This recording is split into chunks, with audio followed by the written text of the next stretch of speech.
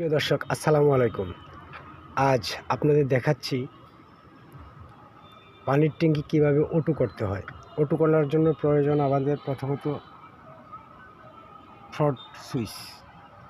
এই দেখেন, আমি মাপ মতো এটা অ্যাডজাস্ট করে নিয়েছি।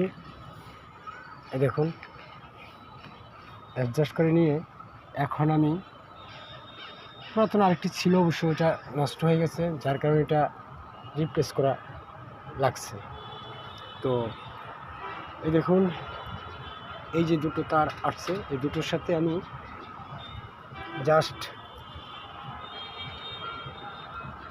এই লাল তারটা আর এই কালো তারটা সংযোগ দিয়ে দিব।